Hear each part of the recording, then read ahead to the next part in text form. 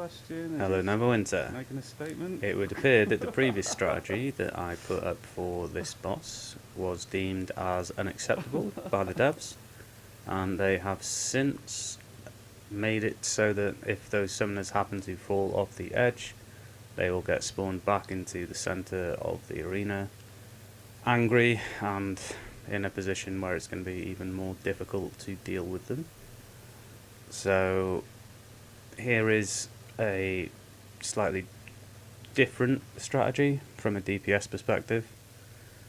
Unfortunately, with this change that the devs have made, this does almost mean that a wizard is required in this dungeon now, which is a shame. But a lot of the other strategy tips that I put up there are still appropriate. Sure. You want to have a lot of stuns, you want to have a lot of Whatever you say, buddy. control, Or us. you want to take down those summoners as fast as possible. And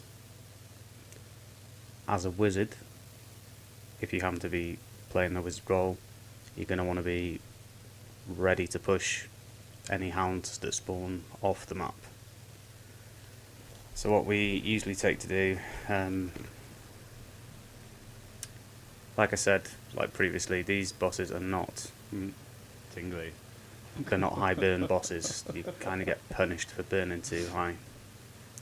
So what you need to be doing is thinking Minotaurs, AoE comps, just things to keep mobs under control.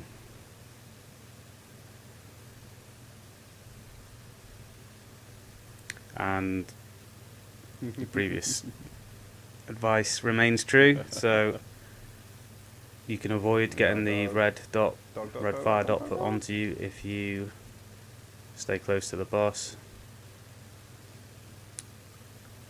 Obviously his big centre red AoE pushes everybody out, and those hounds, when they die, they pop out a red AoE as well, which will push you.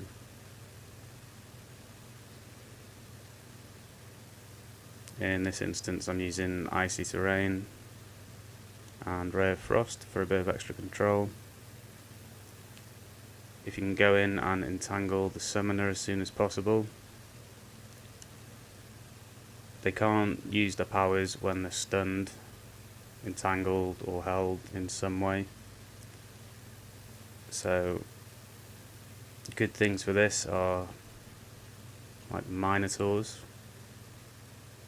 because the Minotaurs, even though they can't pull them in, the summoners specifically, that pull-in does have a stun effect, which disables them for a little while.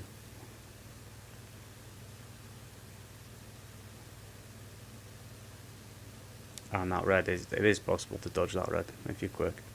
You'll notice we've got a couple of warlocks in the group. The Arms of Hadar That was Barbie Girl, not him. ability that the warlocks have also stuns these summoners and warlocks that pop up, as well as the mobs. So if you happen to have a warlock in the group, it's beneficial if they can run that. I'm also using the arms that you can pick up from the hunts in Narbadolin or Mesobaranzan, which have a chance to inflict semi-paralysis, which are quite useful for this as well. That would be a really... because it does count as a party member. So these warlocks and summoners spawn initially at 5%, Fuck, hit me then. then at each 15%, God damn. up to 50%, and then it goes down to each 10%, and then once you get down to 15, well, it's supposed to be, once you get down to 20%, they then spawn every 5%. Dog. And on the very final spawn, Dog. it gets really messy. I suppose if you had enough control and non-AoE powers, you might be able to snipe off all of these without doing enough splash damage to phase the boss, but incredibly tricky. You'll notice that we're still holding them close to the edge. That's to make it easier for me to push off the mobs if the hounds spawn.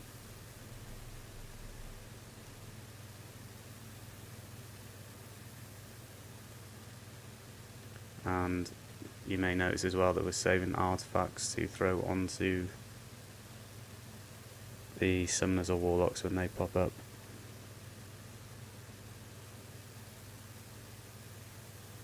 I've heard that a Arcanist is actually significantly better at this than the Thaumaturge for the control aspect of it, at least, but I have not tested that personally yet.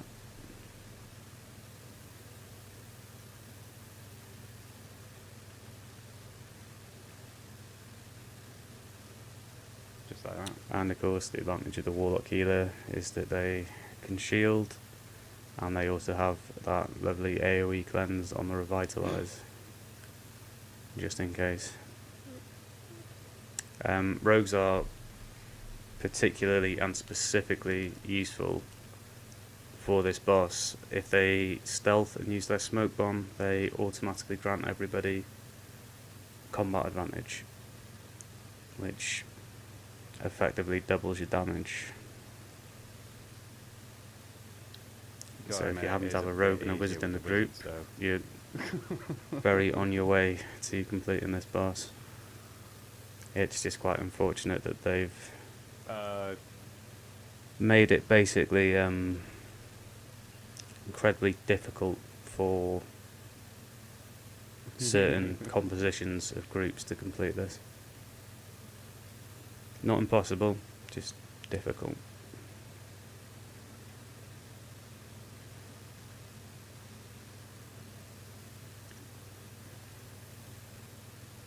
You see the Minotaur bringing in, controlling the hounds there.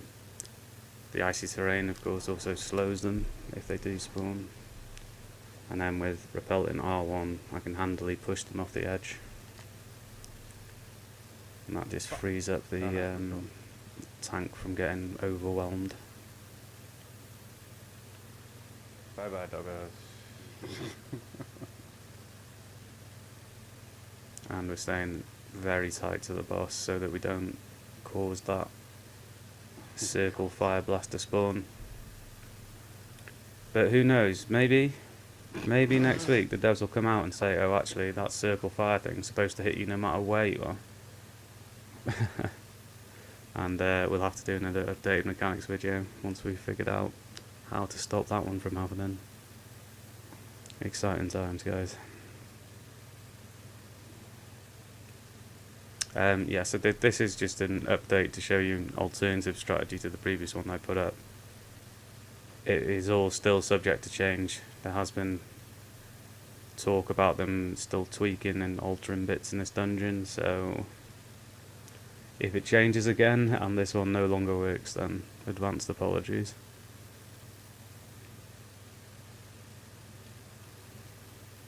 Once we get down to 20%, we start going as slow as possible, try to avoid splash damage on the boss, because the last thing we want is a double spawn of the warlocks, because their damage resistance buff stacks. And if you get stacked damage resistance on the summoners, they are very difficult to kill.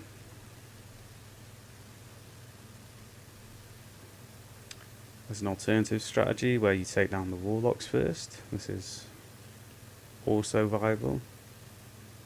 In fact, it might be the way to go, provided everyone's wearing enough stun gear. If you can stun lock out the summoner and kill the warlock, then that might be even more preferable.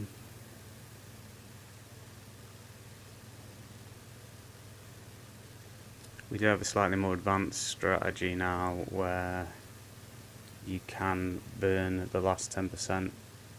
This boss gets stun locked when he does this mechanic in and out. He can't summon anything whilst he's doing that.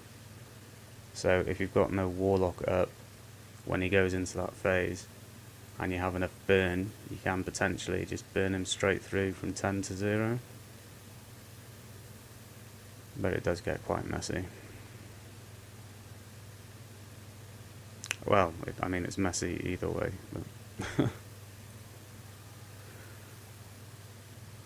yeah, I think they really need to look at the spawn rate of these hounds. I don't know if they've overtuned this or what, but with the erratic movement of the boss and the excessive spawn rate of these hounds, I think we've got I feel like they've yeah, there we go.